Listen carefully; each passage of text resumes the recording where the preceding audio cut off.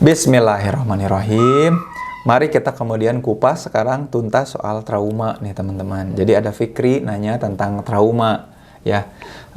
Kang, gimana caranya supaya bisa terlepas dari trauma masa lalu yang menakutkan? Oke. Nah, aku mau bahas dulu gini nih ya. Dalam persepsi yang aku tangkap dari kajian literatur soal trauma, maka salah satu ciri dari trauma itu adalah dia kemudian tidak dapat kita kendalikan, atau dia itu kemudian bagian dari ketidaksadaran kita. Nah, kalau teman-teman pernah lihat video saya di YouTube soal sadar, saya bahas tuh ya. Jadi ciri sadar, jadi ciri bahwa seseorang itu sadar, ciri bahwa orang itu punya kesadaran, ciri bahwa orang itu kemudian punya awareness atau consciousness ya, sadar dan kesadaran, adalah ketika dia kemudian punya kendali atas dirinya gitu. Jadi orang yang sadar sama dirinya, orang yang sadar, maka orang itu akan punya kendali. Nah, masalahnya gini teman-teman. Kalau kemudian kita, jadi ini ya, trauma yang saya pahami dari kajian literasi, literatur ya, dan juga apa yang kemudian ilmu psikologi sampaikan terkait trauma, trauma itu selalu terkait dengan hal-hal yang kemudian tidak kita sadari. Kenapa? Karena trauma itu jadi gini, trauma itu sebuah mekanisme biopsikologis, fisiopsikologis, jadi gabungan antara fisik dan psikis. Trauma itu fenomena gabungan antara fisik dan psikis yang kemudian melindungi seseorang supaya tetap bisa survive. Ya, tujuannya trauma itu melindungi kita.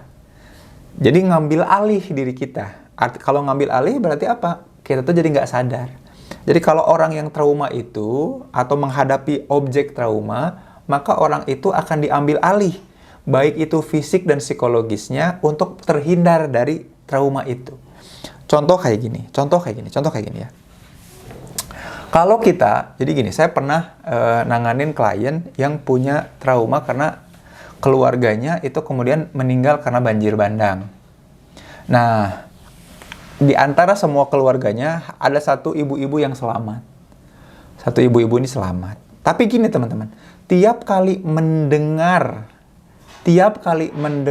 suara air yang deras, kemudian ibu-ibu ini kehilangan kendali atas dirinya.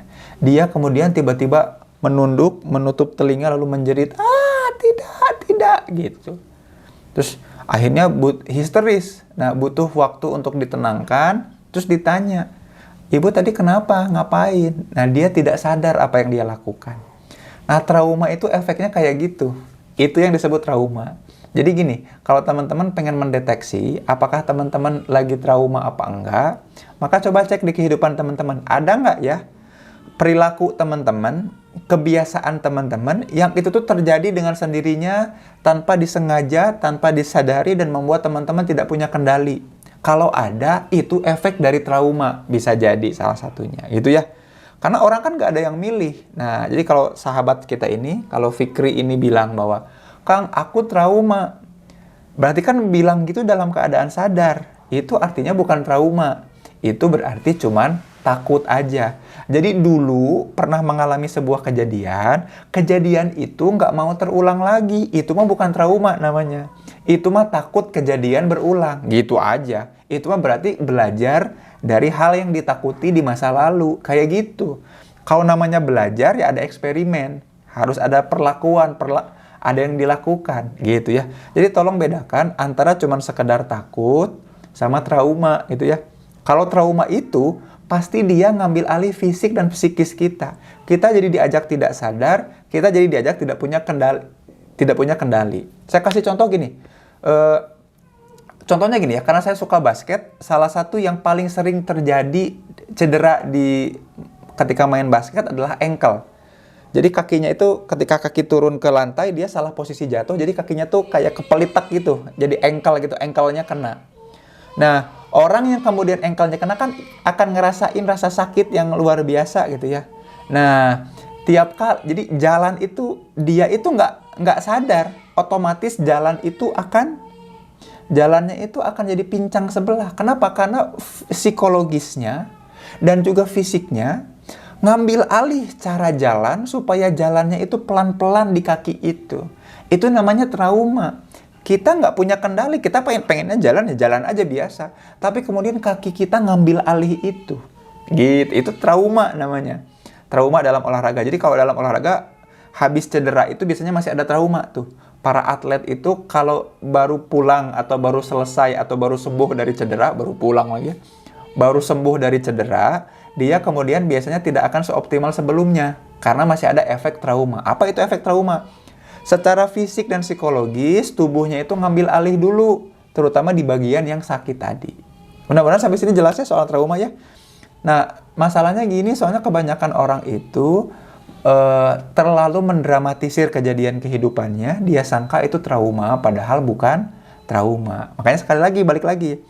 Trauma itu sesuatu yang terjadi pada diri kita, yang kemudian membuat kita itu diambil alih fisik dan psikologisnya dalam rangka menyelamatkan diri kita dari hal-hal yang memang kita tuh nggak sanggup untuk menanganinya, gitu. Nah, kalau pertanyaannya Fikri ini, atau teman-teman semua, kalau misalkan, Kang, aku punya trauma di masa lalu, dan itu sadar. Itu mah namanya bukan trauma, tapi takut kejadian yang buruk, menyakitkan di masa lalu yang kita ingat dan kita sadari tidak terjadi lagi. Itu mah bukan trauma namanya. Itu mah kita dalam proses belajar. Yang perlu dilakukan apa? Ya udah kerjain aja. Masukkan, keluar dari zona nyaman, masuk ke zona takut. Kita tuh lagi di zona takut, mau ke zona belajar. Bukan trauma itu Fikri namanya, gitu ya. Kalau trauma mah pasti kita nggak akan sadar karena apanya, kenapanya, tapi perilaku kita akan berubah. Tiba-tiba histeris, nangis, dan menjerit. Mudah-mudahan menjawab rasa penasaran teman-teman soal trauma ya. Begitu.